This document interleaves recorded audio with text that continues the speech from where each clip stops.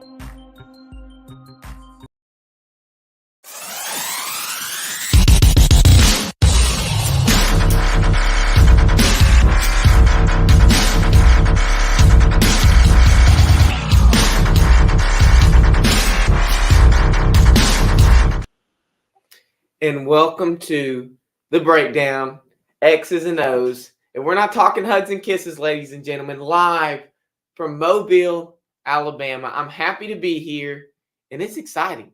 I've never done a show like this before. You're usually seeing up my nostrils on my MacBook, but this is something different. This is something a lot different, and I'm very excited. Like, I got my notebook here, got my MacBook here, got my Saints blanket here. If you didn't even notice, this is like the OG Saints blanket that I've had for years, and it's on the show today. So I gotta address the elephant in the room before we start. I'm a little sunburned. I got a little red.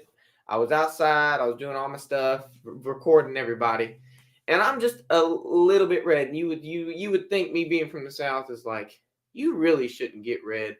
And my mom was like, Michelle, if you're in the comments, I got sunscreen for you, son.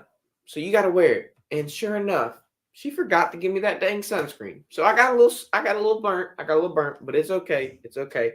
Nothing a little burnt piece on a piece of bread won't take. Sometimes you get that little burnt piece on your pizza, and it's still good. It don't make the pizza bad. It's still good. But really, me being burnt wasn't the real elephant in the room. Nate's not here. Where is Nate? Where is he? And the answer to that question is Nate has a very special day today. It is his son's senior night, his son's basketball senior night in California. So Nate is watching his son play a little b-ball, and that's where he's at. He's not here today. I told him, let's just take a rain check. But the show must go on. The show must go on. I'll try to get somebody. I'll pull up some scraps. I'll see what I can do. So without further ado, the guest for today's episode of The Breakdown is the co-host of Third Down Thursdays, MJ Hurley. Hello, everybody. Thank you, sir. Now, Thank you. I thought it would be very professional because I've been wearing this all day. Yes. I thought that I would like to, see, got like my socks and everything, my little socks. I thought it would be kind of professional to wear something like this for one day. Now, it probably won't ever happen again. Probably not. But we'll see, because all you can really see is from up, this up. So you don't really get the experience. You can see the knees. You can see the knees. You can see the knees. Yeah. Yeah. This is my grandfather's tie. So I'm very happy to wear this. It's a good tie. I like it. It's a good tie. So since Nate isn't here, MJ, I had to kind of mess with the banners. That's okay. So the first segment of today's show will just be, what's up, MJ? How are you? I'm good. I'm good. I was talking to Sai. We went to lunch. We did a little split division for lunch. We did. Jackson and Connor went to Jason's Deli. It was your first time at Jason's Deli, It right? was my first time. Good. It We was like, approve?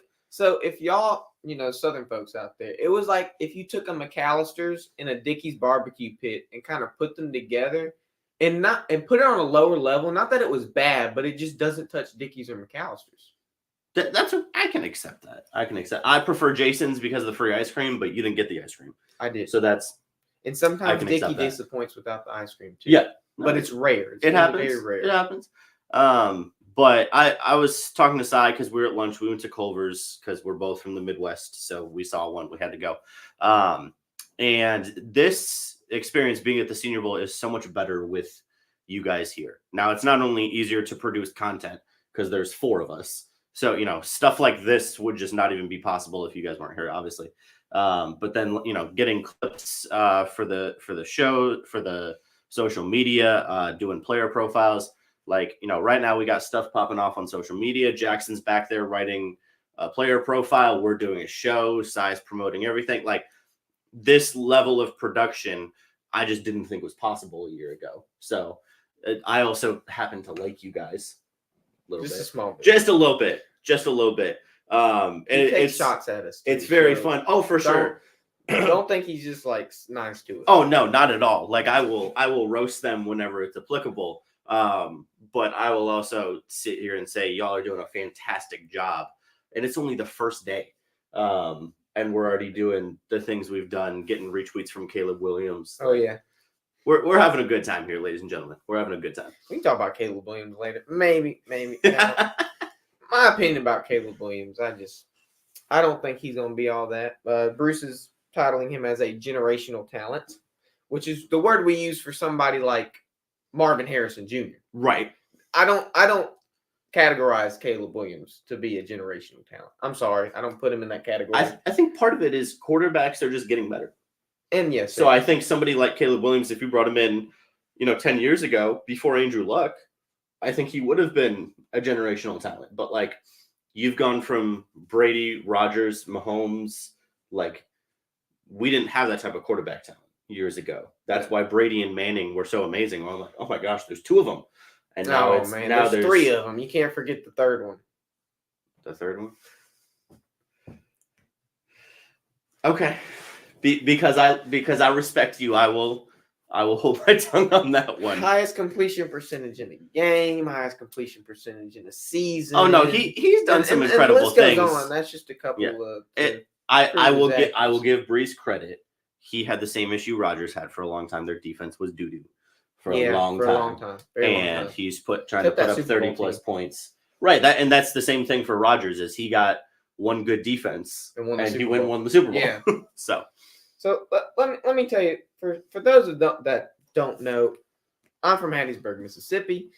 Mobile's not that far away. So MJ came and picked me up. We drove short drive. It was like an hour and a half, but I'm no stranger to Mobile.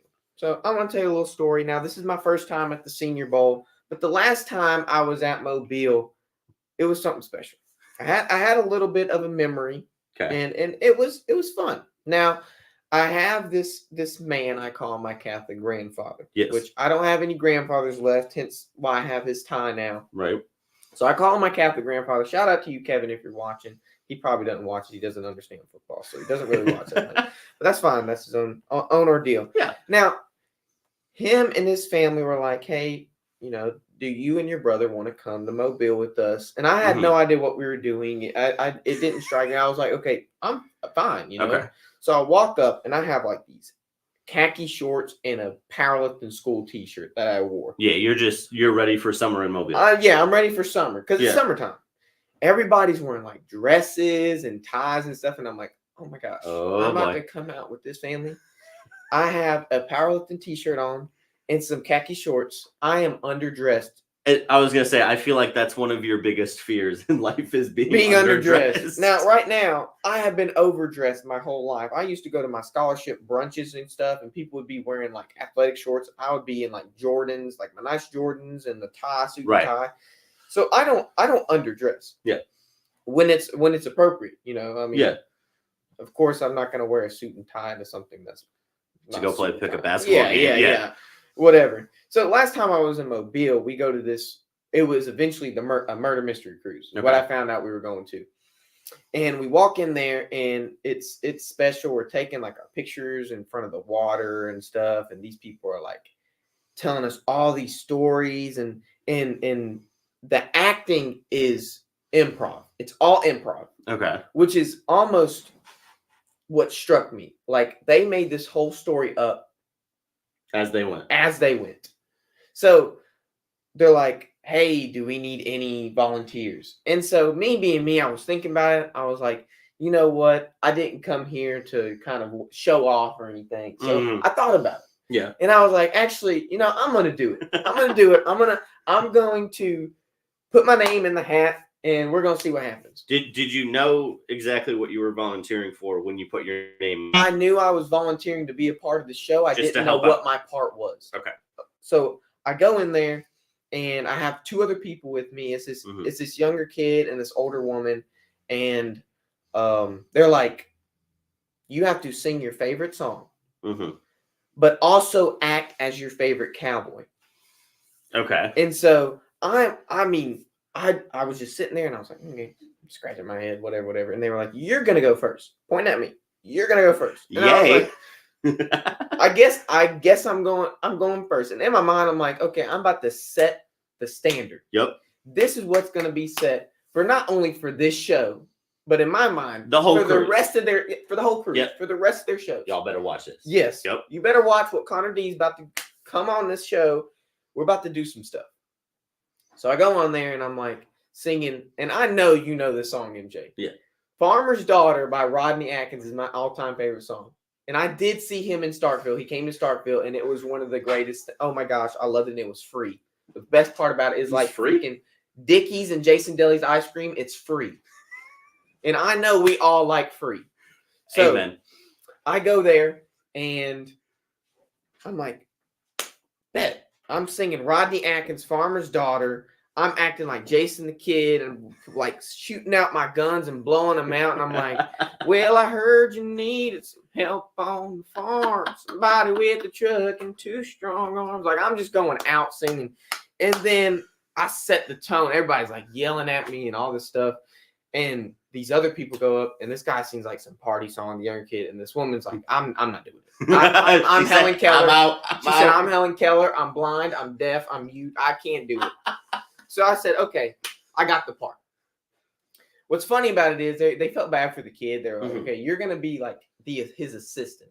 So I became the sheriff, and he became like my little protege. Your little deputy. Yeah, my little deputy. Exactly. That's what he was. Oh, boy. And so as the show went on, we just kept getting pulled from our meal. We had to kind of figure out what was happening because it was all improv. Right. So we couldn't really like figure out what was going on unless we really watched it. It's not like they pulled you aside after that. They're like, okay, here's the actual script. Yes. You're just going as... Now, we'll get to a script later, MJ. I'm glad you brought that out because we'll get to a script later. But we go out, and it's raining at this point, and they're pulling us out in the rain so that other people don't know what's going on. So they're like, you're going to do this and this and this because they don't want people to know what we're about to do. So we go in there, and I made up this elaborate story that I'm the sheriff, but they had put down that my dad was in jail because he got framed for the murder that was committed. Okay. So I told him, I was like, man, I became the sheriff because I wanted to make my dad proud, but it wasn't my first love. Now, I wanted to be a barber. I wanted to cut hair, and that's what I wanted to do. And I made this whole story up that I wanted to cut hair and all this stuff. And I get to the point almost to the end, and some guy's like, and this is where like it struck him because I was in character. Yeah, I was like Joaquin Phoenix on Walk the Line, Johnny Cash. Like I was in character, like the man. I was on it. I should have won an award for it. But again, I mean, I was in character. I didn't look character. Right. I didn't look the part. Because remember, he's in khaki shorts and a powerlifting t-shirt. And a powerlifting t-shirt. Yes. So just imagine, not looking like this, just imagine me like a powerlifting shirt and some khaki shorts. And he goes, you're going to be just like your daddy rotting in that jail. So I looked at him in this camera just like this. I said, you better get my dad's name out of your mouth before you regret it. And you're going to rot in that jail cell with him. And he like took a step back, and he couldn't even believe what he just heard because I was in such character. I said it with such poise and such passion that he just didn't know what was going on.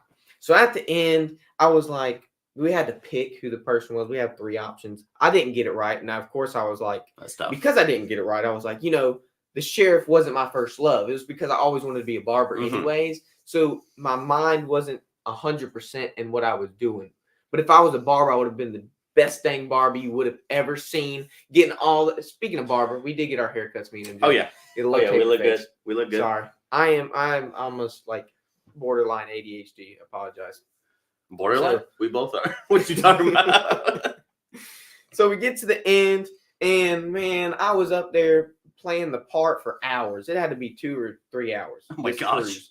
Because it was like a little tug steamboat thing, and Yeah. it was so slow. It had to like go all the way back around and all sorts of stuff.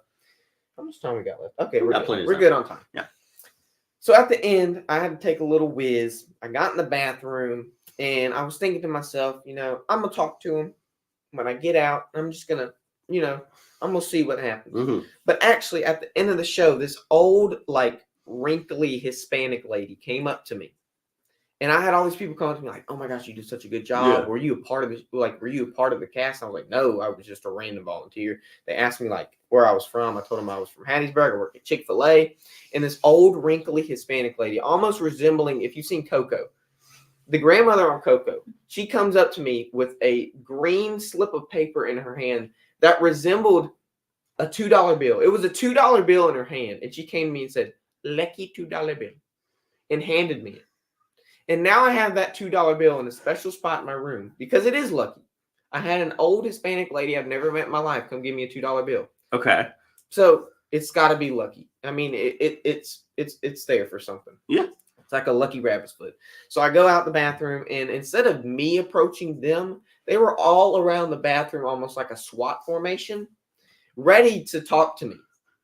So I get out, and I'm like the last person on the cruise. My Catholic grandfather is wondering where I'm at, and they say, "Hey, we know you're not in college yet. We Mhm. know you're looking to where you want to go." And at this point, I had been like, it was summer for my senior year. I was pretty much at state, wanting to go to state. I hadn't applied for all the scholarships or anything. Right. So I was like, yeah, I think I'm going to go to state and stay in Mississippi. They said, if you go to South Alabama, we want you to be a part of our team. We want you to be, because we saw so much in you. Yeah. We saw your on stage ability, your stage presence, like it was all there. Yeah. And we want you to be a part of it. Now, the only criticism I have for them is their microphones were awful. Really? Like, it was so bad. It was like a mixture between like crumpling a Ruffles bag of chips and a beatboxing at the same time. You couldn't hear anything that was coming out of those people's mouth. It was so terrible. And so were they like lav mics or what? Yeah, they were like little lapels and hand, like I had a handheld. But it ain't nothing like. Now, I've done a couple audio stuff in my time at like church and stuff. Yeah. So I didn't think that was something I could look at it and be like, I might fix this. I got connections. I'll be like, hey, help me out, fix this with me. Yeah. So it wasn't anything, but it's just like I didn't want to go South Alabama. So eventually I do want to go back to that cruise. And my name on that show, we had to pick our names. Yeah. It was Sheriff Sebastian Kriegel. That was my name. And when I go back, I will go back. When he goes back, it will be Sebastian Kriegel again. And I will become the sheriff again in the town.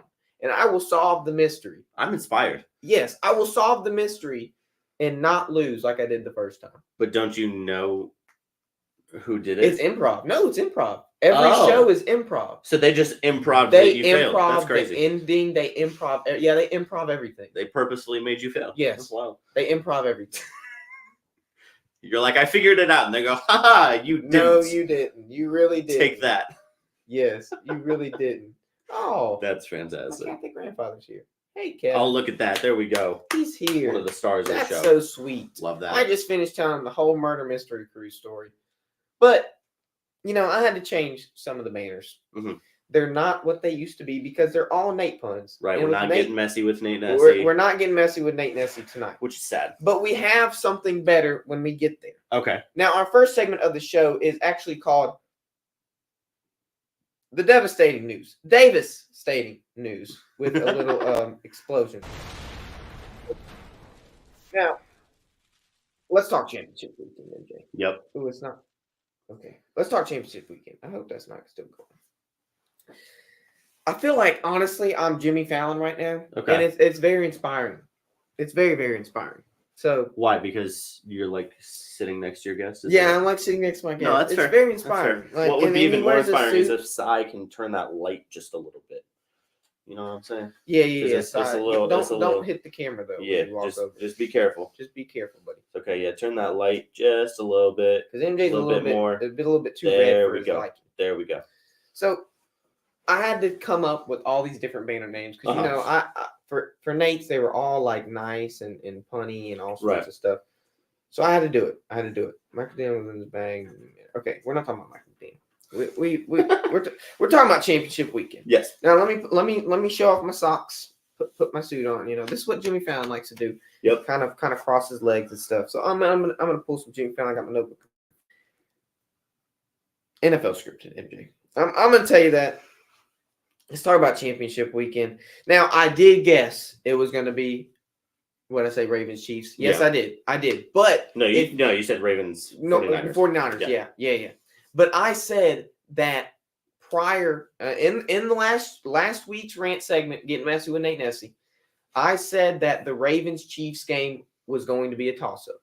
Now I picked the Ravens because I thought that was a script. However, I got the next game literally on the money, hit the nail right on the head of the, or hit the hammer right on the head of the nail. Lions, 49ers. What did I say last week, MJ? Do you remember? You probably don't. The walking through the entire game. Yes. You said the Lions were going to be ahead the majority of the game. 49ers were going to come back at the end, crush everybody's heart. Yes. The Lions were going to be up because we wanted the Fighting Dan Campbells and America to win this game. This was America's team as far as I'm concerned. The Cowboys can really toss that out the window because the Lions were this year's America's team. Yes. We wanted the Lions to go to the Super Bowl. However, it just didn't happen. Now, there's a couple things that happened in that game that made me scratch my head. Why would Dan Campbell do this? And see, the script was really Chiefs 49ers rematch all along. That's really what it was. And I'm okay with that. I'm not really okay with that. I would have loved the Lions in the Super Bowl. Right. Ravens 49ers rematch. Now, it was a rematch nonetheless. We had the Harbaugh Bowl back in 2012, 2011 season in New Orleans. And all the lights going off and all sorts of crazy stuff. Hopefully that doesn't happen this year. Talk about scripting. Yeah, talk about scripting. Now, what was Dan Campbell thinking? You have a 4th and goal try, and you're like, he's got to go for it. He's on the 2-yard line. It's from the 2. It's from the 2. This is Dan Campbell. If anybody's going to go for it, it's Dan Campbell. He leaves Jared Goff on there. He goes, wait a minute. Kicker, go. I want special teams out there. We're going to go. He kicks the field goal on the 2-yard line. Okay. Took his points. He was conservative. Cool. That's what you do in a playoff game. Mm-hmm. Then you go down. Again, it's 4th and 2 or 4th and 3 on the 30-yard line. And Dan Campbell, instead of kicking it, decides to go for it. But that doesn't happen just one time, MJ. Fool me once, shame on you. Fool me twice, shame on me. It was 4th and 3 again or 4th and 2 again, and he goes for it on the 30, 40-yard line. Yep. And doesn't get it. Like he did what did you think was going to happen if you didn't get it the first game? You had a chance to win. 2 field goals would have won them the game. Yep. And you went for it on stupid plays. You could have went for it on the 2-yard line, and people are going, it's their identity. It's what got them here. This is the Detroit Lions, and you cannot be mad about it. But why didn't you go for it on the 2 line if it's your team's identity? If I identify as an attack helicopter, you best bet them choppers going to be whirring around, and I'm going to say I'm an attack helicopter. But them freaking blades will never stop whirring because I'm an attack helicopter. Gosh dang it. Well, okay. Correct me if I'm wrong. When they didn't go for it on the 2, it was 14-0 at that point. When they at the end of the half. It was like towards the end of the half. It had to be. They had a significant. It was lead, like yes? it made either 17-0 or 24-7 or something. It wasn't. They had a 14-point lead, I believe. They had a 2-possession lead at least. They had a 14-point lead. It was at least a 2-possession lead. The reason he did it was a guaranteed 3-possession lead. When he was going for it the other times, I know you don't like it, but that was consistently what the Lions did throughout the season. And that's one of the things that made Ben Johnson, their offensive coordinator, such an attractive head coaching candidate. We're going to talk about him in this cycle, was because he is so aggressive. But it's not just because he was so aggressive, it's because they were really good at it. They were one of the best teams in the league, not just at converting on fourth down, but also converting long third downs. And one of the reasons for that was because they played like they had another down. So I know you don't like it. And I know looking back, it's one of those things where, when it doesn't work out, you're going to criticize it. And this may not be a perfect example, but you remember that LSU Bama game a few years ago, where Brian Kelly got real aggressive during that game. Like you're talking about Brian Kelly's first year where he beat Bama. Yes. They don't win that football game if he doesn't do some aggressive, outlandish stuff. Sure. And if they lose that football game, everybody would have been saying the same thing about Brian Kelly that they are right now about Dan Campbell and Ben Johnson. Okay, but we're comparing apples to oranges. You have a tight LSU and Alabama game. Dan Campbell was up by 2 possessions before he kicked that field goal. Yes. He could have just went for it and then kicked those 2 field goals afterwards, and it would have been perfectly fine. I would have been perfectly content. And it wasn't looking back at it. As I was watching the game, I was criticizing it. Yes. It wasn't me looking back at it and saying that didn't work. It was stupid to me that he even went for it on 4th and 2 and 4th and 3 on the 30, 40-yard line. Yeah. That was stupid. You don't do that in a playoff game. You play conservative. Now, if you want to go for it on the 2-yard line, be my guest, because the 49ers have 98 yards to get to the next end zone. Yes. That's fine. Now, the NFL is scripted. No. Okay. Do you want to know why they're going for it around the 30 and 40 and not going for it on the 2? Their team's identity. No, that's part of it. But the reason that is how they operate is because and I know people don't like it. It's just how it is. The analytics, when let's just say you're on the 40, okay? You're on the opposing 40-yard line. I'm on the 40. You have 4th and 2. You are significantly more likely to convert a 2-yard down than you are to kick a 57-yard field goal in that situation. And so the analytics will say, go for it. Even if you're on the 35, a 52-yard, anything over a 50-yard field goal, if you have under 4 yards to go, the analytics will say to go for it, because you are more likely to produce more points by going for it than by simply attempting that field goal. So when you're on the 2-yard line and you already have a 2-possession lead and you have the chance to make it a 3-possession lead, the analytics will say kick, because you're going to give yourself a 3-possession lead. It's basically guaranteed points because people don't miss, 20-yard field goal? 20-something. Yeah, people don't miss that.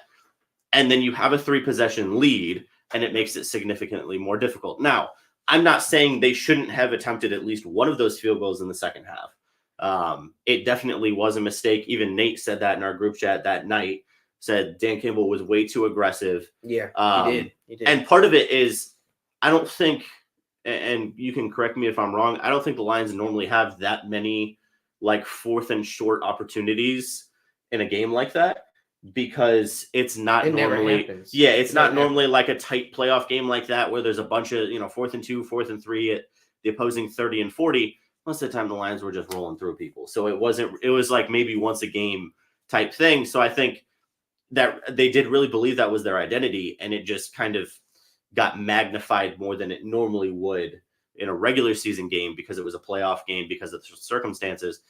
But I don't think it's inherently flawed, the thinking. I just think at some point, it's a playoff game. You got to take your points. Well, Jimmy Fallon, what he likes to do on his show is he likes to have, several guests throughout the show. Yes. We're not going to do that. Yes. Instead, we're going to show several new segments when Nate's not. These will be the segments that when Nate's not here. Okay. This has been the devastating news. We talked about it. If the NFL scripted, if you believe it's scripted, that's up to you. I personally, NFL scripted. Show me the script. I can't show you the script. It's like government documents. You can't get to them. Yeah, but the government documents at least exist. And they get released redacted or whatever. Roger Goodell is the Joe Biden. Something. He's not the president. I wouldn't call him the president. I'd call him like the I don't even know. Is he the what I would Speaker of the call him. House? He'd be something. I don't know what his title is. But Supreme Court justice. let's go on. It's been the devastating news. I don't want to talk too much. I have a lot of stuff to talk about today. Okay. Now, we're gonna go to our next newer segment that I had to come up with on the fly. I'm sorry if they're not as creative as y'all would like them to be, but we had, Nate's necessary notes. We had the devastating news, and now we have, instead of swimming with the Loch Ness, kind of me asking Nate questions and him answering, we're just gonna call them unlocking answers. Now, this is a shorter segment, but we got to talk about it. This is something that's very interesting to me. I'm calling it the head coaching carousel. Okay. You have all these teams, Atlanta, Carolina, New England, all these teams hiring new head coaches. I didn't write them all down because the list would be 7 or 8 teams. Yes. I'm going to talk about the 2 teams that have still a vacant spot at the head coaching position. Yes. It's Washington and Seattle. So for the Commanders, I want to start off with them because this is what I saw first. Ben Johnson was the favorite to go to Washington. Yes. Since the Commanders fired Ron Rivera. It's been a while. Yes. It has not been something that it was like, we're going to go with somebody else. We're going to go with Bill Belichick. No, it's been Ben Johnson as the front runner the whole time. Right. But there's something wrong with that. Ben Johnson is 37 years old. Yep. He does not feel the need to go head coach a team just yet because he wants to bring a Lombardi trophy to the Lions. Which I have a lot of respect for. Yeah, I do too. Honestly, he could have easily gone to Washington tomorrow. He could have gone last year. He could have gone last week. Yeah, he could have gone whenever he wanted to. But now that Ben Johnson's out of the equation, the Lions OC, I started thinking. I was like, who is going to be next runner up? Who's going to be in that first place position for Washington's head coaching job? I started thinking Ben Johnson is a younger coordinator. He does the Lions offense, and he's found success. Who is another guy that's almost in that position that the Commanders would find kind of like a piece of candy that they would want to unwrap, put it in their mouth, and just see what happens? Now, whether they chew on the candy, whether they just let the candy dissolve in their mouth, we're going to see throughout the season. So my mind is, I don't know. He's in assistant coach of the year running right now. Texans offensive coordinator, Bobby Slowick. Now, I know Jackson. I think Jackson likes Bobby Slowick or Jack in the comments. I like Bobby Slowick. I'm not almost positive. He talks about him sometimes. I like Bobby Slowick. I think he's done a fantastic job with the rookie quarterback. Well, you love C.J. Stroud. Let's make this clear. You love C.J. Stroud, and C.J. Stroud. But he did good with Bobby Slowick. Yes. And he almost made Bobby Slowick, in my opinion. Okay. He's a younger coordinator and is he might win assistant coach of the year. Maybe. If D'Amico wins it, I don't see them giving it to him. I don't know how often it happens. They give coach of the year and assistant coach of the year to the same team. Probably. I don't know how often that happens. I would have to look at that. But Bobby Slowick, in my mind, has done a fantastic job with this Houston team. First year head coach, D'Amico Ryans. First year quarterback, C.J. Stroud. They did fantastic this year. It rarely ever happens. This is something that rarely ever happens. They really struck oil when they drilled down in this dry desert or wherever oil may be. Now, MJ, how do you feel about Bobby Slowick being? Is this something that you can take and be like, okay, I can see where you're going with Connor? Is this something that you're just like, no, I do not see Bobby Slowick leaving the Texans. This is something that won't happen. What are your thoughts on that? Do you think that there's a better person out there, like maybe Bill Belichick? Well, I don't think it's going to be Bill Belichick. And the reason being, the ownership group that is now in Washington is so heavily involved. The ownership group led by Magic Johnson. They are so heavily involved that I don't think they would give the type of power and the type of control to Bill Belichick that he would need, the way that the Chargers have given that to Jim Harbaugh. I just don't think that that's something Washington would do. And also to go from Ron Rivera to Bill Belichick would be a heck of a culture swing. That would just be a ridiculous learning curve. And also Washington's offense is significantly better than their defense. So For Bill Belichick, I don't think that's a very attractive place to go. But for Bobby Slowick, For Bobby Slowick, it is. Maybe. Here's my only problem. Second pick in the draft. Correct me if I'm wrong. This is his first year as offensive coordinator. Yes, I think so. Yes, because it's a new head coach. Right. So I would just be concerned jumping the gun there. I understand that their offense made a huge jump this year, but I don't see a major offensive identity there yet. Like, I don't think the league can point out and say that offense performed like that because of Bobby Slowick. I think CJ Stroud did an incredible job. You know, they brought in some good players. They shored up their offensive line a little bit. You know, Tank Dell, they had some young studs. But I think the biggest problem would be, like, if I'm sitting there as a general manager, or not even the general manager, as the owner, saying, okay, I'm going to commit to this guy. Obviously, there can be interviews. There can be stuff like that we don't see. You know, it's hard to tell what his plan would be, because that's a huge thing. You know, that's one of the reasons that the Falcons dished out a long deal for Raheem Morris, was he had a plan.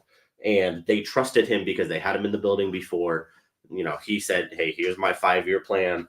Give me 5 years, I'll get you there. Same thing with Dan Campbell. I don't know if Bobby Slowick has that. And I don't even know if he's interested. Like, this is a first year as an OC. Again, same thing with Ben Johnson. That's a big jump to make right away for a young guy. It is. I think he could do it. I think it's a little early. It's a little, and I don't disagree with that, you know. But kind of shifting gears, the Seahawks have a different plan. They don't want to go young. A lot of teams have found success. You see with D'Amico Ryans, you see with other head coaches in the league. There's not many, but it happens. People have struck gold with these head coaches. That's what they're planning on doing, trying to do with Bobby Slowick and that Washington team. Now, Seahawks, you have somebody like, well, I don't want to point out his name yet. I kind of want to reminisce before I get there. They had somebody like Pete Carroll in there. Yep. There for a long time. Old head. Now, they're used to that old head culture. Yep. So they wanted an older dude, not as old as Pete Carroll now, still on the younger side. You have a dude that's about 53 years old and has head coaching experience. He's a defensive coordinator for the Dallas Cowboys, Dan Quinn. Yikes. Dan Quinn is who the Seahawks are. This is what I was looking at. It might not be true. It's whatever I saw, but I do want to talk about it because I have stuff about Dan Quinn. So they want to get an older coach with experience. They don't want to strike gold. They don't want to even try to take the risk. They want somebody like Dan Quinn, good defensive mind, can take their team all the way. He's done it before. That's why they're so intrigued. He's done it before. He's done what before? Taking a team almost all the way. Now we saw with the 28-3 comeback. You know, he took Atlanta all the way to the Super Bowl. That was his defense that crashed. That was his defense. Now, whether or not the NFL scripted is another story. And we could blame it on the defense. It's the only way to explain how Tom Brady won as much. It's the only way to explain it. A 28-3 comeback against you have the top two seeds in the whole league. Yeah, whatever. But Dan Quinn, defensive mind, great. Seattle, I don't like Dan Quinn. I mean, he did good that one year, but the Saints have ran through the Falcons. That's why the Saints fans don't really think, oh, we don't think the Falcons are like rivals anymore because we just run through them every year. It's like the Packers and the Bears, yeah. Yeah, we kind of think of the Buccaneers as our kind of head-to-head matchup. So Dan Quinn being, let's keep it brief because we got to get to the rant segment, which I have a special name for. Yeah. Dan Quinn, a good pick for Seattle. Do you think their philosophy is great? Thinking, okay, we're going to have somebody that gets experience. We're not going to try to risk it yet. And if it doesn't happen, you know, we'll fire and find a new head coach. If you want a defensive head coach with experience, his name is Mike Vrabel. Like, don't mess around with Dan Quinn, who you've already seen has been given extraordinary talent in multiple organizations and has not been able to produce on the defensive end. If you're going to be a defensive head coach, you have to have one of the best defenses in football. And if you're going to be a defensive head coach, you can't crash against a first-year starting quarterback at home in the first round of the playoffs and get throttled by Jordan Love at AT&T Stadium. Like, I don't care, you know, if you think Jordan Love is good or not. Dan Quinn with the defense they were supposed to have all year with Micah Parsons, who is arguably the best defensive player in football. You can't have that happen. And so if you think that Dan Quinn is going to go into Seattle with an inferior level of talent, not to disrespect their defense, just compared to Dallas's defense this year, Dallas had a better roster on defense. And to think he's going to go in and be successful as a head coach when Pete Carroll couldn't be, I mean, there's something to be said about change of scenery, something like that. But if you really want somebody to go in there, and when I think Seattle, when I think, 12th man running the football defense, I think Mike Vrabel. Like, I don't think the Titans should have let Mike Vrabel go in the first place. But since they did, I think that would be the perfect segue into essentially a younger Pete Carroll. Mike Vrabel played the game. He understands the players. He's a very good coach. He's a very good defensive play caller. And he's going to get more talent going into Seattle than he had in Tennessee this year. So that would be my dream if I'm a Seattle Seahawks fan, if I'm in that management. But I feel like if that was going to happen, it would have happened already. Now, Jack was right. He was saying, like, Dan Quinn's been in Seattle before. He was on that tail end of that Legion of Boom defense. Okay. But he also had the Legion of Boom. Yes. And as we get to the tail end of the episode, yes, you said a perfect segue, right, MJ? Mm-hmm. I couldn't think of a better perfect segue to get into this next segment than really good car insurance. Amen. Here's to the grown-ups. Your car is now your office, stage, nursery. Sorry, Erie Insurance offers products that lots of other companies don't. That's a big deal, and it's a good deal, too. And with Erie, you get your own independent agent, not a giant corporate call center or some online robot. You meet with a real person, like this. Your local Erie agent is Building Block Insurance Group. Get a quote today at 704-464-4544. Erie Insurance. All right. And when you call 704-464-4544, go ahead and ask Jeff Wertepney if he wants to coach either Washington or Seattle. He might be a better They need fit. a coach. They need a coach. They need a leader. He might be a better fit than anybody out there, honestly. Besides, Mike Vrabel and Bobby Slowick. He might be a better fit than Dan Quinn. Definitely a better fit than Dan Quinn. Hey, Jeff knows defense. Jeff knows, strategy. He knows game plans.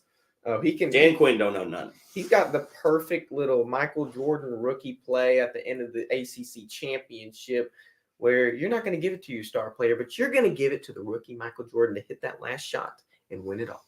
And then Michael Jordan does it years later with Steve Kerr. And we're going to hit that last shot. We're going to go to our little rant segment for today. Yo, Pierre, you want to come out here? I do want to come out here. Because the rant segment, we might not be getting a little messy with Nate Nessy. And that's okay. But we're going to be eating a little gravy with C. Davey tonight, ladies and gentlemen. There we go. That's going to be the rant segment for tonight. And it's going to be fun. It's going to be fun. I like that. Now, we got we're doing okay on time.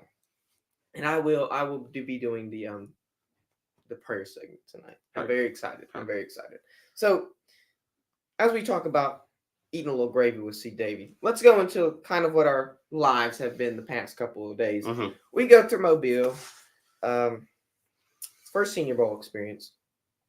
Kind of, MJ, walk me through what this is your second year in person, but your fourth year at the Senior. Okay, walk me through like expectations and really what the reality of it is, kind of your second year going to the Senior Bowl. Like for me in or person? Yeah, for you in general. Okay, so I love the Senior Bowl specifically because of the amount of access we get to these players. So for these players, this is their last, second to last college pre-NFL media experience before they get to the NFL. So they've got the Senior Bowl, and then assuming they're not doing any other showcases or anything, they've got the Combine, and then they're at the draft. So unless they're doing a big pro day, like Michael Penix or Bo Nix, who are here, might do a pro day. This is their last shot. Yeah, this is their last shot, not just to impress the media, but also to impress all of the scouts and GMs that are here. And I say it every time I talk about the Senior Bowl. The job that Jim Nagy does, he's the executive director of the Senior Bowl. for, this has been going on for 75 years. And even Connor asked me when we were driving through here yesterday, he goes, why is this still in Mobile? Like, what is so special about Mobile? And Jim has been asked that before. And just the amazing job that this city does in hosting 120 of the brightest prospects for the NFL. Every scout, GM, coach, assistant coach, any NFL personnel that want to be here. Over 1,100 media every single year. This town loves the Senior Bowl. And Connor was even saying like, oh, they do Mardi Gras parades. And I'm not from the South, so I'm not super familiar with Mardi Gras parades. And he was asking me the question. He's like, what?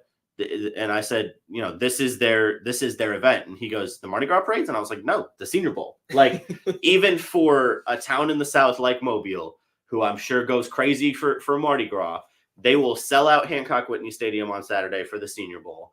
And this is their event of the year. Like, their Chick-fil-A's bring out the cow for the Senior Bowl.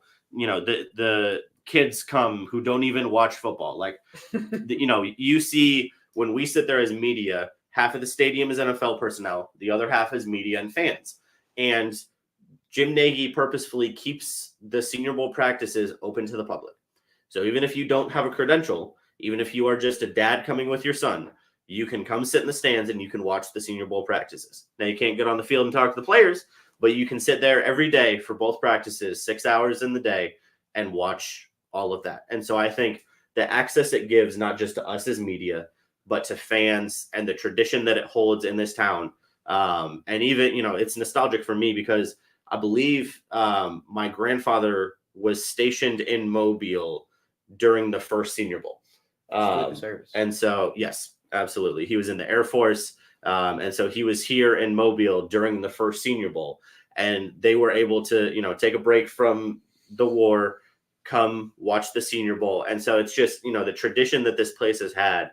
And so it's really cool to see all of that and see what Jim Nagy, Molly Middleton, and everybody here do with the Senior Bowl. And then for us, the access we get, we literally just get let on the field and get to go talk to the players. And so, Cy today gets to go talk to Jalix Hunt. Don't point me out yet. We're going to talk about it. I'm going to get excited. He gets to talk to somebody he really likes to.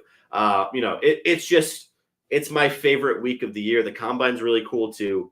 They get everybody out there as well. But those are like 10, 15-minute rapid fire things.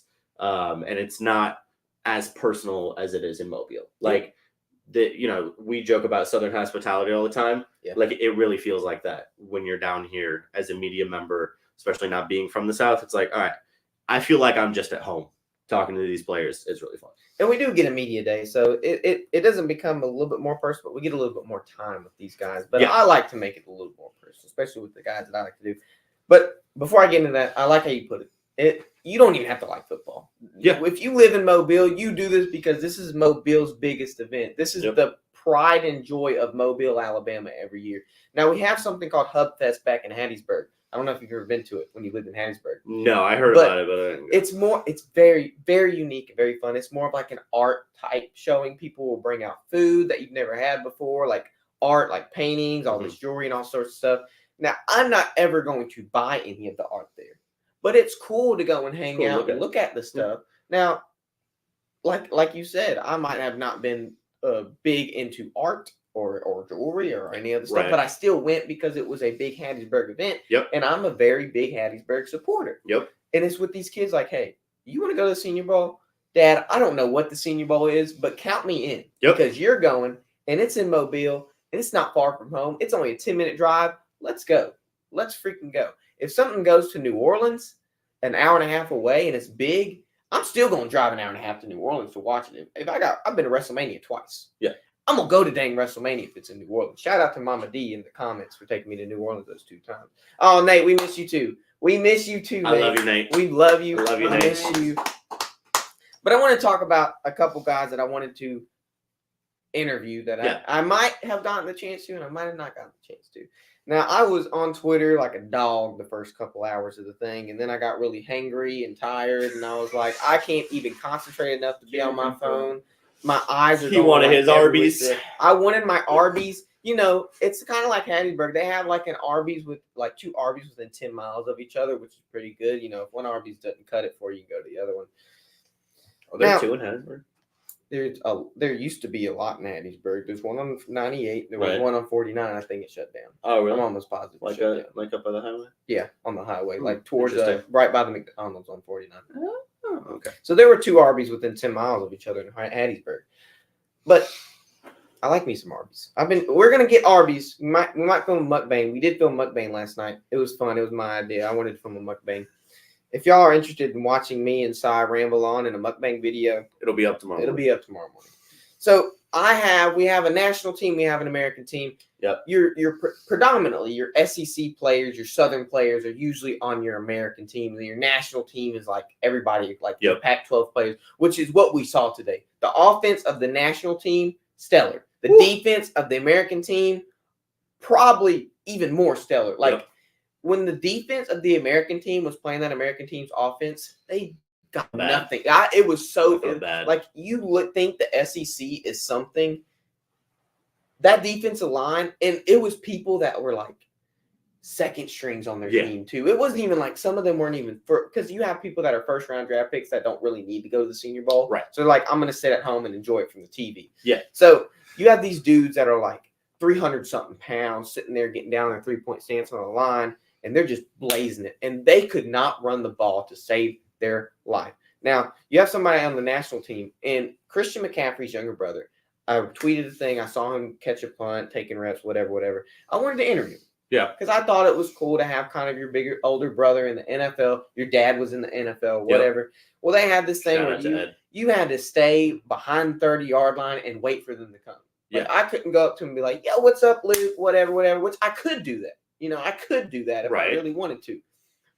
But he was all the way on the other side of the field. I was waving at him, waiting on him. And so I was like, okay, I'm going to go and I'm going to interview the Clemson boy. Because my mom's from Clemson. I'm going to interview Clemson boy. His name's Tyler Davis. And me and Jackson go up there. We wait for this nice gentleman to finish his conversation. And I go up to interview him. And this guy with this big tripod and camera, he sounds like Pee Wee Herman. He was like, I was actually here first, guys. And I was just like, you know, I want this to be something that I do in my career, but I don't want it to be at the expense of other people. That's not what I'm about. I know it's cutthroat in media terms. I don't agree with that. I don't want it to be. Now, I will go and put myself out there if it's not at the expense of other people. Yeah. But if it is, that's where I draw the line. I'm like, okay, you can interview him. I have the rest of the week. Yeah. I'll find him again because there was only 2 dudes by him. Like, it's not like everybody and their mother swarming to go interview Tyler Davis. But I do want to interview Tyler Davis. So that was the national team. And then you have the American team interviews. And I'm like, I want to do Jaden Crumity of Mississippi State so bad. He's from Hattiesburg, Mississippi. He went to state just like I go to state. And it's like a perfect timeline for me and him. You know, we could really bond over what we've done in our lives to get us to and Arby's. Yeah, Hattiesburg, Arby's, and Mississippi State football. So Jackson was like, Connor, there's someone even better for you. I was like, what are you talking about, Jackson? What's going on? Like, what? I want to do Jaden Crumity. Like, I want to do Jaden Crumity, but somebody there was better. Now, you have somebody that won SEC Defensive Player of the Year, and it was the first time. Now, we've had some pretty dang good defensive players at state, but it was the first time that a state defensive player. Preston Smith. Yeah. Preston Smith. Jeffrey Simmons, Fletcher Cox. I could go on, you know, but that's not what I'm here about. My guy. Now, I have been calling him Bookie this whole time because that's what all the analysts call him. Bookie. You got roasted. Whatever. And that's why I asked him before, like, is it Bookie? Because it just really, it don't make sense to me why his name was Bookie. But everybody's calling him Bookie, whatever. And he's like, it's Bookie. B-O-O, Bookie. Like Pookie, but Bookie. Pookie with a B. Yeah. So when I saw number 14 for Mississippi State, who won SEC Defensive Player of the Year, I was fanboying a little bit. Like my little Taylor Swift kind of fangirl energy was coming out of me. And I was like, okay, I'm going to keep a professional posture and poise. And I'm going to go out there. My heart was beating. I was like, and you could tell he was nervous too. He was fiddling with his gloves, whatever, because he probably doesn't get a lot of attention. Yeah. But he should. He beat Dallas Turner for SEC Defensive Player of the Year. Like, that's got to mean something. And he runs a 4.8 and does it. Like, he ran a 4.8 all year and freaking did it. Like, that's phenomenal. That means his headspace is a lot better than what his speed tells us. Yep. Now I interview him, and I'm sitting there like engaging with him, like my eyes are on him the whole time. I'm smiling, and you could just really tell like I was really passionate about it because the man, I've seen him for the past several years on state. It was just something special to me, and I was very excited. Like after we finished, I was still so excited. It just, and I don't even think the excitement has left my body. I took a nap. To be fair, if I look a little crusty, it's because I took a nap. And that's why. And the excitement is still not left me. So I'm still excited. I'm still ready to do more interviews. Yes. And we'll get that done. Yes, we But will. I want to ask you about something before we get in this last segment. Yep. You had something pop off. You had something go viral today. A few things, yeah. A few things go viral. Yeah. Mississippi's own Jerry Rice. Yep. And I titled it like this: He's found the perfect successor. And we're talking about somebody that really fits the word successor, really fits that definition. It's his son, Brendan Rice of USC. He came out there and he was a dog. Now, MJ, be very brief before we get into this prayer segment. Tell me about the viral. And I was right beside you. We took the same video. Yeah. But MJ's just happened to pop off more than mine did. I'm not salty about it because I have 22 followers, but MJ has like a couple thousand. Is that actually so how many you have? Yeah, probably like 22. And I'm not ever on Twitter, but MJ, walk me through like what you were feeling whenever, and I could see some like you were a little fangirlish too whenever. Your Twitter was viral. Well, so I've had tweets pop off before. That's not new to me. So I'm used to like the notifications and stuff. But Brendan Rice had an amazing day. He's incredible. Like you can just tell when he's warming up next to the other receivers, he's just bigger. He is faster. He is a different type of player. So I'm watching him warm up, and then we get to the one-on-ones, and he just dominates. He is getting held every single moment from the time he gets off the line, and he just powers through it and makes a couple incredible catches. So we got videos of those catches. I post them on my Twitter and on the Third Down Thursdays on the TTC Media account. And throughout the day, they started going a little crazy. After practice is over, Brendan Rice himself, which is obviously Jerry Rice's son, retweets the videos, starts going crazy. A couple of the aggregate accounts that are on Twitter use the video, post it, give us credit, so it starts going even more. The biggest one that posted it also tagged Caleb Williams in the tweet, which I don't understand. They tagged Caleb Williams and not Brendan Rice. Okay. So they tag Caleb Williams. So we get home after lunch and the whole day's done and everything. And then Bruce calls me and says, hey, Caleb Williams just retweeted that tweet.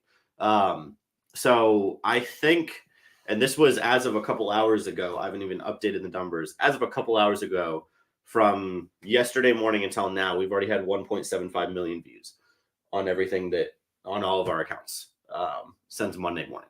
So yeah, it's been a pretty good day. And there's more to come. Yeah. And Brendan Rice. And it very well may have hit 2 since, because I took a nap too. Yeah, we all took a nap. MJ was snoring, and I came in there and I was like, man, I really don't feel like waking him up. He's snoring so well. And okay. all I said was MJ, and he, oh. Yes. I'm up. And I was like, okay, that was easy enough. I didn't have to touch him or anything. It was just like MJ. I'm real easy to wake up when I know I need to be woken up. I know the sounds. MJ needs some longer shorts. Now, I have just been informed that I actually have 24 followers on Twitter. 44. 44? You doubled your number that you said. Oh, well, do I actually? Look at you. There's no way. You got some today. Hey, well, I guess so. Well, Proud of you. Hey, let's go.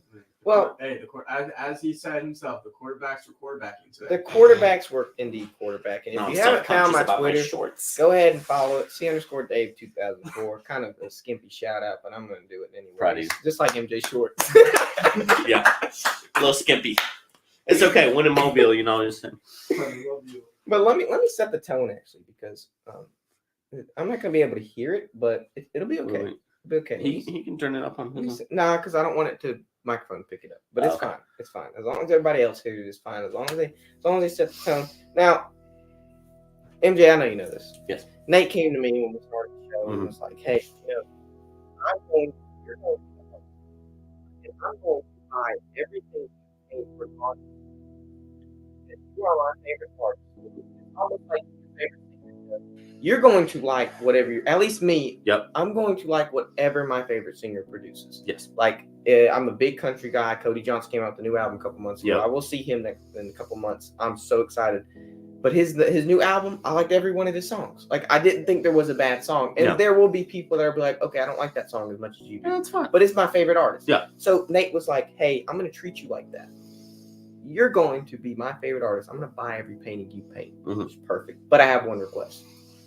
We have to end the show. Every show, regardless if you're here, I'm here, freaking wrinkly Latina lady from Mobile, last time I came here. We got to have this segment on the show. It's very important. Yes. We like to start the week with a high note. We like to end the week with a high note. We like to end the show with a high note. And so I didn't change this segment. I changed the rest of it, but this one stays put. I want to introduce New Week, New Chapter. Yep. Now, everyone watching, and I've been, Nate and I aren't exactly the same denomination. I don't care. Yeah. It doesn't make it. I don't like the term denomination. Nate and I are both children of God. Yep. We both look at the same dude and be like, that's the guy that I want to be with one day. Yep. That's the guy that I'm striving to be with one day. And so the fact that we have that same ideology is what makes Christianity so great. Yep. It really does. I don't care if you're Catholic. Now, I care if you're certain other things, but we're not going to get into that because there's certain things that are just crazy. Don't come knocking on my door. Yeah. Like, there's some. Yeah, exactly. Like, hey, you want to come inside? We'll talk about the Bible. No, actually, I'm good. I'm good. I'm actually hungry. I got to go eat real quick. Yeah. Go get some Arby's. Yeah, go get some Arby's. So I got to shout out my parents real quick. I love my parents. Yes. Like, I thank God. Awesome. Thank the Lord for my parents because they teach you things in certain ways that you're like, okay, I'm going to know what I'm supposed to do with this for the rest of my life. They teach you things and like, they might not teach by example. Yeah. And they might teach by example. They might teach you things. Hey, I'm going to tell you this, but I need you to understand that this is what you're supposed to do for on and so forth. And like Nate likes to say, so forth and whatnot. That's his favorite filler word. Yep. So I have a special quote here today, and I like to use it for certain things. I truly believe that the Bible it has one truth. It has one truth. But I truly believe that verses can be used in different contexts. Like unless it's like, I'm not saying like, hey, you're going to preach your own narrative on it. Right. I'm saying like use it for the context of it. But at different moments, it can have different impacts. Yes, maybe in different moments we can take this verse and be like, yes, I see exactly what that's supposed to mean. Sometimes it'll pick you up. Sometimes it'll kick you in the butt. Yes. Yep. And so I picked my favorite gospel. Okay. I love Matthew so much. It's my favorite gospel. And I picked something from there. Nate he dabbles in the gospel. He doesn't. It just depends on what Nate's studying for the week. Yeah. But this is something that's been made very clear to me. And it's already past 8:00. I don't care. We'll go a couple more minutes past time. I went to state. I got harassed. They were like, hey, we want you to join our fraternity. Yeah. I said, okay, I'll join it. I feel like this might be something good for me. Southern Miss has like a Catholic Student Association. Yeah. I thought this is what this was going to be. Okay. And so before I'm going to preface, there's nothing I would change for this experience. Yeah. I was there. God puts you in places where you're supposed to be for a reason. If you're not supposed to be there, you will find your way out the back door. Yep. But you have to enter through the front door before you get to the back door. You can't go out the back door until you're inside the house. Right. And so me being inside the house, I was in this fraternity and we didn't align on certain things. There were certain things that were like, if you don't believe in this, and we just can't, it's going to be difficult for you to continue your tenure here. Okay. And I was like, well, I don't think that's how it should be. Yeah. I think that we should all be Christians. We should really put Christ in Christian fraternity. Right. And we're not doing that. And I'm not talking bad about them. I love the fraternity. They're doing great things for people that are in the position they're in. Just was not for you. It wasn't for me. It wasn't for me. That being said, there's a scripture that I pulled up, and we had to do testimonies, and I did this a lot. I pulled the scripture up, and I'm like, hey, how do you see this? And so I can attribute it really to two things. And I'm one thing kind of controversial, but the other thing I talked about my parents. Relationships, NJ. And I haven't been one to be like super committed. I know you have a wife, and I know you have, and I know you're in your marriage since, and I'm not there yet. I haven't found the girl. I'm like, man, I haven't even told a girl I loved her before, besides like my mom or something. Like, it just hasn't happened because I haven't felt like, and it's not me, but it's like I haven't felt that I was spiritual enough to lead a woman where I should lead them in terms of spirituality. Right. If I'm not concrete enough in my faith yet, in my spirituality, I cannot put somebody on my shoulder and trudge them down the road. It's the old, you can't put somebody else's oxygen mask on in the plane until you put yours on. Sure. Yep. Sure. And so, enough of me yapping. Let me pull this scripture up because Nate doesn't really yap before the scripture. And I'm going to read it real quick. So, therefore, everyone who hears these words of mine and puts them into practice is like a wise man who builds his house on the rock. And I want to point out, he hears these words and he puts them into practice. He just doesn't hear them. Yeah. And so when the rain comes down and the streams arise and the winds blow and beat against the house, it doesn't fall. But then you have, on the opposite side of the spectrum, you have everyone who hears the words of God and does not put them into practice. They're foolish men. And they build their house on sand. So we have a dude who's building his house on perfect foundation, on perfect concrete. He's let the concrete solidify. It's been perfect. It's dried. And then you have a man who just didn't wait. He wanted to build his house as soon as it got there, and the foundation wasn't there yet. And the rain came down, the streams arose, and the winds blew it and beat against the house, and it fell with a great crash. And I want to attribute that to relationships, NJ. You're like, well, where's he going with this? What is he talking about? In our relationships, we have to put Christ in the center. We have to make sure that Christ is in our relationships, to make sure that our relationship is concrete, to make sure that we are building our house on that concrete, that solidified structure. Because if we don't, when the winds come and adversity comes in our relationship, it's going to fall apart. Now, I know you're married, MJ. I'm saying this because I have to do this. I have to do this. I have to make sure that God is the center of my relationship. Because if it is not, it will fall. And it says it right there, plain and simple. If you don't build your house on concrete, if you don't wait to put God in the center of your life and put him in the middle of your relationship, your house is going to fall. And so people don't understand, hey, I'm rushing into this dude after I just start talking to this dude. I'm going on Tinder. I'm going on Bumble. Like you're playing matchmaker. That's not supposed to happen. Now, there's times where I think that, hey, Tinder is an option and that's God's person. Like he's gave you the person that you met on Tinder for a reason. But prematurely, like someone my age, I don't think they should be on Tinder. Like you still have a lot left to live. And you still got to grow up. You got to grow up. Exactly. Like we're in college, we're grinding. Like don't mess around. Like don't mess up your career. Just focus on what you need to focus on. It will come when it comes. God will put that person in your life when that person is supposed to be in your life. And there might be people that are supposed to be in your life that might necessarily not be there. Like you take someone like Tyler Perry, and he does like Medea. He's a funny guy, but he did a sermon one day, and it was like, think of that as a rocket ship. You have people in your life that come to, and I'm gonna get there. I see you kind of like, okay, what is he talking about? Yeah, what is he talking about? Like, we'll get there. Take it as a rocket ship, MJ. The rocket ship goes up. And there are people that connect to that rocket ship. As that rocket ship goes into space, as it goes farther and farther into the atmosphere, what happens to that rocket ship? Pieces fall off. Pieces break off. And so those people were only there, those thrusters were only there so that you could get to that part of the atmosphere. Whether if you didn't have them, you wouldn't have got to that part in space to begin with. But only the rover makes it, And so you keep going, and then another part falls off, and it shoots you farther into the atmosphere.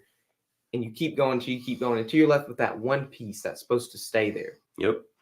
And that's the person that you're supposed to be with. There are people in your life that might not necessarily supposed to be in your life forever. And that took me a while to realize, like, hey, what is this person? Yeah, that's not hard to accept. It's hard. It's it's very difficult because you have this person that's giving you happiness for this short amount of time, and then automatically God just takes it away. Yep. Like, why are you doing this? What is the point? And so if you read, that's the rest of Matthew chapter 7. That's the bottom bedrock of Matthew chapter 7, and he ends with that for a reason. He ends with that powerful message for a reason, and I love it. I love it. Like it's something super super good for me that I can sit there and be like, okay, I get what he's doing now. Yeah. Like at first, I was in high school and I was just like doing whatever I wanted, didn't know what his plan was for me, and I just didn't care. I'd do stuff and I'd be like, man, no, I didn't really learn from him. I got played, I played, it was just an experience I shouldn't have been in. And maybe if I didn't do what I wouldn't have been in some of those experiences. But hey, lesson learned. Yeah. Read more scripture, get in the Bible. That's why I said BYX helped me a lot, because I delve deep into scripture. But MJ, as we finish the episode, Nate usually does the prayer. Would you mind if I kind of finished off with the prayer, and then you have whatever you want to say at the end, and then we'll finish it off? Yes, sir. High note. Okay. Sounds good to me. All right, let's get in our prayer stance. And Nate always asks me if I'm ready. I kind of like ready. this little handshake, and if you're ready, I'm ready to go. I'm ready, brother. All right, Lord, I want to thank you for giving us this opportunity to sit on this couch and sit here and just talk about football, giving us the opportunity to come to Mobile, Alabama, and record these players, give us career endeavors that we're reaching for, that we're striving for, that some of us might not know what we want to do in our lives yet. And maybe this is giving us the idea. Maybe this year are telling us like, hey, you have something here. I'm giving it to you. Grab it, take it, and do what you must. And so thank you for giving us this opportunity. Thank you for blessing whatever we've done so far, and continue to bless this week as we're in Mobile, Alabama, and then our travels back to Hattiesburg and Illinois and wherever everybody else may go. And I want to thank you for another special episode tonight and the opportunities again that you have placed on us and placed on our hearts. And I pray that some of us that might not know your plan for us will know it in these coming weeks and maybe months, and just give us that clarity we need to just sit down and be like, okay, this is what you want me to do. Not what I want to do, but what you want me to do. And so eventually when we get that clarity, we'll finally know your plan. We'll finally know your purpose, and we will build that house on solid concrete, on that foundation that you gave us, just as Peter built the first church on. I want to thank you again. And in Jesus' name I pray. Amen. Amen. So MJ, is there anything you'd like to add before we end off this special episode? I just gotta say, you're a little wise beyond your years there, brother. I get that a lot. That's why my barber loves me. But I only come like once every 4 months. Yes. Like I only go get my haircut once every 4 months. Well, I always tell people life is not easy. And so whether that's, in a relationship, like obviously, marriage is really fun and it's really cool and it's awesome to have that person with you. But any human relationship is not easy, because we're humans and, we say things we shouldn't and we do things we shouldn't. And eventually that's going to make somebody upset. So to have something to ground you, like you're talking about, to have that relationship with God just makes it slightly easier. It's not going to make it inherently easy. Just makes it a little easier to deal with those problems, gives you a lens to view things through that you wouldn't have otherwise had. So, and I truly believe he gives his strongest battles, his hardest battles, for his strongest soldiers. Yeah. Because if he didn't, where would he be? I feel like the adversity in my life has made me into the man I am today. And also that goes for the good things in my life. Also. Yeah. Now, it's just not about the bad things. Right. But I do like to say, my grandfather, we used to sit down and talk just like this. I'd be on his recliner, or I'd be on his couch. He'd be on his recliner. Yep. And he'd be like, Connor, there's only one place you get wisdom from. And it ain't, you can have 3 PhD. And I wrote a biography about him. Yeah. And this is the last thing I quoted. He said, you can have 2 PhDs. You can have 5 PhDs. You could be the professor of ergonomics. Like you could do whatever you wanted. But if you don't have a little bit of wisdom, you don't have anything. Yeah. As far as I'm concerned, he's right. Because if you think you're just some hotshot, know everything, but you don't even look into the word or scripture or God, you really don't have much. And he was right. And I really, truly believe he had. I'm glad I don't know everything. And that's what's so fantastic. We still have so much more to learn.